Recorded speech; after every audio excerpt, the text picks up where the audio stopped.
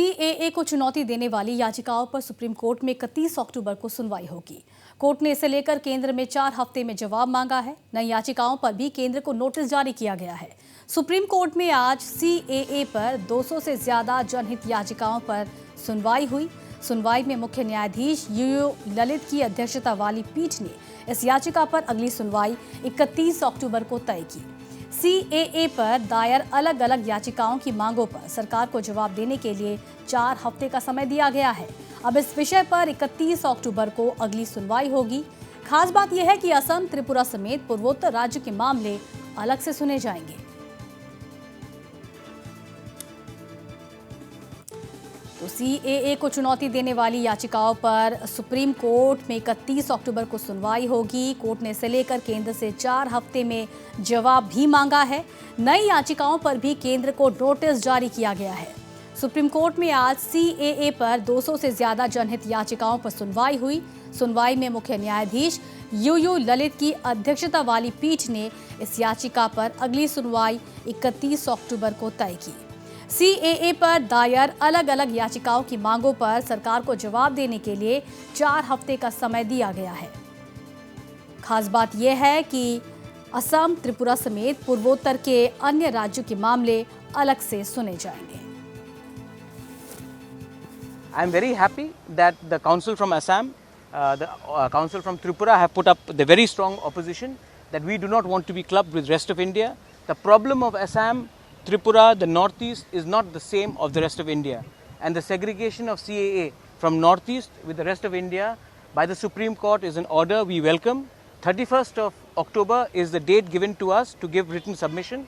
We will be ready before that. We will give a written submission, and the Chief Justice, Honorable Chief Justice, has also orally said that he would prefer to have a 3-judge bench.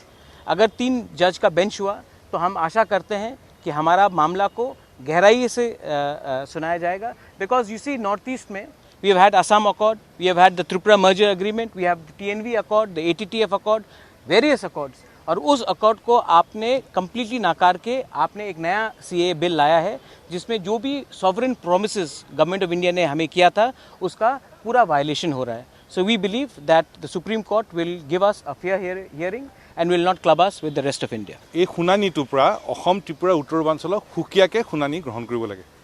আৰু ইতিমধ্যে উচ্চতম ন্যায়ালয়ে 2020 চনৰ 22 জানুৱাৰী তাৰিখে এটা নিৰ্দেশনা দিছিল যে কাৰ যিটো শুনানি হ'ব অসম আৰু ত্ৰিপুৰা, উত্তৰ পূৰ্বাঞ্চলত সুকীয়াকৈ হ'ব।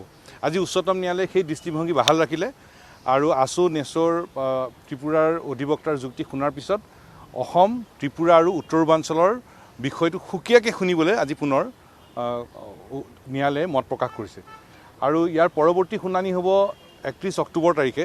কিন্তু তাৰ আগে আমাৰ তৰফৰ পৰা তথ্য পাতি সহ আমি লিখিত আবেদন আমি আকৌ পেছ কৰিব লাগিব। গতিকে অসমৰ হৈ, উত্তৰ পূৰ্বাঞ্চলৰ হৈ, ত্ৰিপুৰাৰ হৈ আমি ক্ষুদ্ৰ অসম ছাত্ৰ সন্থা, নেচো, আমি সকলোৱে আমি তথ্য পাতি সম্বলিত আমাৰ লিখিত प्रतिवेदन आवेदन আমি दाखिल करें। फर्स्ट को फिर नेक्स्ट डेट के हियरिंग दिया गया और त्रिपुरा और असम को सेग्रीगेटेड आगे भी किया है, आज तक भी ये बहुत इम्पोर्टेंट से ये सेग्रीगेटेड रखा गया है और स्टेट गवर्नमेंट को इसको काउंटर फाइल करने के लिए कहा।